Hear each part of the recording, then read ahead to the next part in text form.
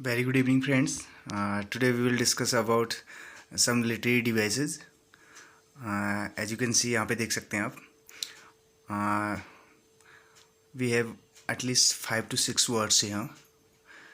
5 से 6 वर्ड यहाँ पे हमारे पास हैं. टर्म बोल सकते हैं, लिटरेरी डिवाइसेज हैं. तो इनके बारे में हम आज यहाँ पे डिस्कस करेंगे.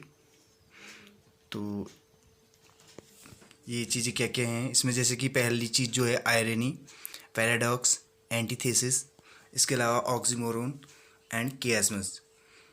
ये लिटरेरी डिवाइसेज हैं जिनमें अक्सर बहुत ज़्यादा कन्फ्यूजन देखने को मिलता है. तो यहाँ पे आज इन चीज़ों को हम क्लियर करेंगे. तो पहली चीज़ है यहाँ पे आयरनी. आयरनी को बोलते हैं हिंदी में विडम्बना. तो यहाँ पे देख सकते हैं अब आयरनी क्या है. देखिए, आयरनी यहाँ पे आप देख सकते हैं, आपको दिखाई दे रहा होगा. Irony is a figure of speech by means of which we say the opposite of what we mean. The opposite of what we mean. इसका मतलब क्या है कि आयरनी क्या है, एक फिगर ऑफ स्पीच है जिसका मतलब क्या होता है, जो हम कहते हैं, which we say the opposite of word we mean, जो हमारा मतलब होता है उससे अपोजिट हम कहते हैं. कहने का मतलब है, कहते जैसे हम कुछ और हैं तो उसकी हमारा मीनिंग क्या होता है, कुछ और होता है. यानी कि हम कहते तो हैं, जैसे कोई चीज़ हमने पॉजिटिव उसमें बोल दिया, बट कोई नेगेटिव सिचुएशन है वहाँ पे हम, जैसे कोई बच्चा कोई गलत काम कर देता है, गलती कर देता है, तो वहाँ पे उसे हम डांटते हैं तो पॉजिटिव वे में डांटते हैं. जैसे किसी बच्चे ने क्या कर दिया, कैमरा तोड़ दिया. Suppose a child has broken a new camera and we are saying that well done, शाबाश कह रहे हैं. तो ये क्या होगा, ये आयरनी कहलाएगा. ये क्या कहलाएगा, आयरनी कहलाएगा. इसमें जैसे पहला एग्जांपल है, माई किड्स आर बेस्ट. आप देख सकते हैं यहाँ पे, my kids are best friends like cats and dogs. My kids are best friends यानी कि मेरे किड्स जो हैं बेस्ट फ्रेंड हैं, लाइक कैट्स एंड डॉग्स. किसकी तरह, कैट्स एंड डॉग्स की तरह. Friends which we already know that cats and dogs means enemies, and best friend, here it is talking about best friend. best friend means जो best friend कहलाए. और यहाँ पे क्या होता है, कैट्स एंड डॉग्स जो होते हैं एनिमीज होते हैं. तो यहाँ पे कहना तो वो चाह रहा है, देखिए मैंने कहा ना, कहता कुछ और है, कैट्स एंड ये बेस्ट फ्रेंड है कह रहा है, बट मीनिंग क्या निकलती है, कुछ और निकलती है. यानी कि एनिमीज की बात कर रहा है. यानी कि वो क्या है, कहने का मतलब है best friend like cats and dog. Cats and dogs हमें पता है एनिमीज होते हैं, तो बेस्ट फ्रेंड का तो सवाल ही नहीं बनता है यहाँ पे. तो दूसरा है water water everywhere but not a drop to drink. Water water everywhere, हर जगह पानी है फिर भी पीने के लिए एक बूंद भी पानी की नहीं है, कहने का मतलब है. तो ये लाइन कहाँ से लिखी है, the rhyme of ancient mariner. ये किसने लिखी है, सैमुअल टेलर कॉलेज ने लिखी है, वहाँ से ये पंक्ति ली गई है. तो कहने का मतलब है चारों तरफ पानी है फिर भी पीने के लिए एक बूंद नहीं है. तो ये भी क्या है, आयरनी का एग्जाम्पल है. अगला हमारा यहाँ पे है the pilot had fear of Heights. अब जो पायलट है, पायलट हमें पता है वो तो हाइट्स का ही आदी होता है. तो यहाँ पे कह रहा है उसको क्या है, फियर ऑफ हाइट्स से कह रहे हैं. तो ये भी क्या है, आयरनी का एग्जाम्पल है यहाँ पे. अगला हमारे यहाँ पे देख सकते हैं पैराडॉक्स.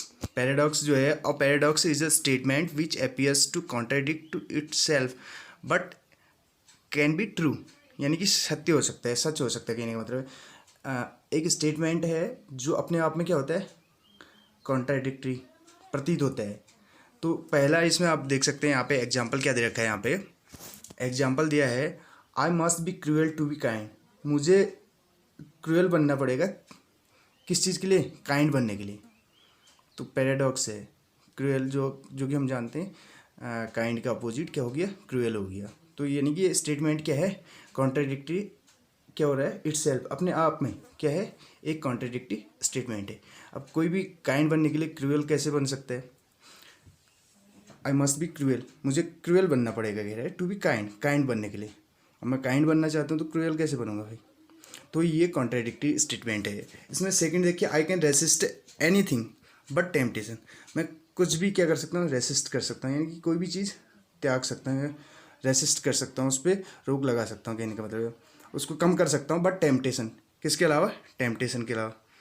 लालच के। तो अब देखो कुछ भी रेसिस्ट एनीथिंग, कोई भी चीज़ रेसिस्ट कर सकता हूँ कह रहा है, बट टेम्पटेशन यानी कि कहने का मतलब पहले तो कह रहा है कुछ कोई भी चीज़ में रेसिस्ट कर सकता हूँ, लेकिन फिर कह रहा है टेम्पटेशन लालच, यानी कि इसको नहीं कर सकता। कहने का मतलब ये भी क्या है, पैराडॉक्स का है।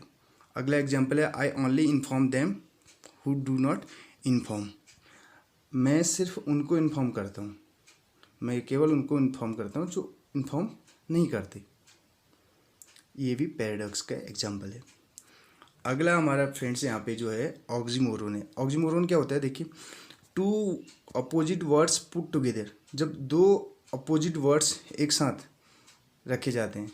जैसे एग्जाम्पल आप देख सकते हैं, यू आर सीरियसली फ़नी। अब देखो फनी भी कह रहा है और सीरियसली भी कह रहा है, तो एक साथ दो वर्ड आ रहे हैं, दो कॉन्ट्राडिक्टरी वर्ड बोल सकते हैं या अपोजिट वर्ड्स बोल सकते हैं एक साथ जब आते हैं। जैसे लव हेट, ट्रेजिक कॉमेडी। ये देखिए इट इज़ ट्रेजिक कॉमेडी, हमें पता है ट्रेजेडी अलग चीज़ है, कॉमेडी अलग चीज़ है, यानी कि अपोजिट है दोनों ही। ओपन सीक्रेट हो गया यहाँ पे, आप देख सकते हैं I have an open secret. Romeo was an honourable villain, honourable है और विलेन है, यानी कि अपोजिट है। ये किसका एग्जाम्पल हो जाएगा, ऑक्सीमोरोन का हो जाएगा। अगला जो हमारा फोर्थ जो लिटरेरी डिवाइस है वो है एंटीथेसिस। एंटीथेसिस क्या होता है, two opposite ideas in a sentence, यानी कि दो अपोजिट आइडिया हैं सेंटेंस में, opposite ideas in a sentence for contrasting its effect, यानी कि कॉन्ट्रास्टिंग इफेक्ट के लिए दो अपोजिट आइडिया यानी कि विचार एक सेंटेंस में। इसमें एग्जांपल देखिए, speech, speech is silver. Speech क्या कह रहा है, सिल्वर है, यानी कि जब कोई बोलता है कहने का मतलब है वो सिल्वर है, बट साइलेंस इज गोल्डन, लेकिन जो अगर शांत रहता है तो वो क्या है, गोल्डन है। यानी कि स्पीच का अपोजिट क्या है, साइलेंस है, और सिल्वर का क्या है, गोल्डन। यहाँ पे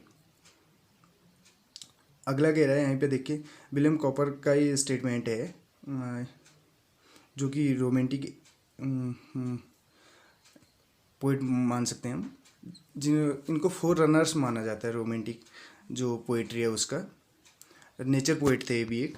इन्होंने क्या है, God made the country but man made the town. God ने किसको बनाया, कहने का मतलब है गॉड ने तो रचना की किसकी, कंट्री की, बट मैन ने क्या कर दिया, उस कंट्री से क्या कर दिया, उसको क्या बना दिया, टाउन बना दिया। यहाँ पे टाउन वर्ड है, मैन मेड द टाउन। तो ये थे एग्जाम्पल एंटीथेसिस की। अगला जो है इसी क्रम में लास्ट जो वर्ड है हमारा कियाजमस है। इसको क्या पढ़ा जाता है, प्रोनाउंसिएशन मैंने यहाँ पे लिखा है, I have written here chiasmus. तो in this concept, in this यानी कि in this figures of speech concepts are repeated in reverse, यानी कि जो आप देख सकते हैं रिवर्स ऑर्डर। इसमें क्या होता है, कॉन्सेप्ट्स क्या होते हैं, are repeated in reverse order, यानी कि रिवर्स ऑर्डर में कॉन्सेप्ट्स को दिया जाता है। जैसे पहला जो हमारा क्लॉज है वो सेकंड क्लॉज उसका अपोजिट हो जाता है।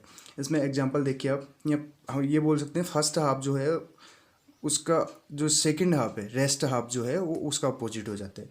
Live simply so that others might simply live, यानी कि ऐसे जियो कह रहा है, यानी कि सिंपली लिव कह रहा है, लिव सिंपली साधारण तरीके से जीने की बात कर रहा है, जिससे ताकि अदर्स भी क्या कर सकें, अन्य लोग भी क्या कर सकें, अपना जीवन साधारण तरीके से व्यतीत कर सकें। ये किसने कह रखा है, गांधी जी ने कहा है।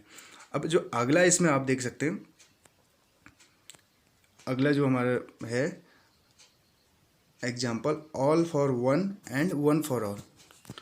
ऑल फॉर वन यानी कि कहने का मतलब है सब लोग किसके लिए हैं, यानी कि एक ग्रुप है तो वो किसके लिए काम करेगा, कहने का मतलब है ऑल फॉर वन यानी कि इंडिविजुअल के लिए काम करेगा, और वन फॉर ऑल अगर एक इंडिविजुअल की बात करें तो किसके लिए काम करेगा, सभी के लिए। यानी कि यूनिटी की बात करने की कोशिश की गई है यहाँ पे। ये कहाँ से ली गई है पंक्ति, ये जो लाइन ली गई है ये द थ्री मस्किटियर्स से ली गई है, जो फ्रेंच ऑथर अलेक्जेंडर डुमास की क्रिएशन है, यानी कि बुक का नाम है द थ्री मस्किटियर्स।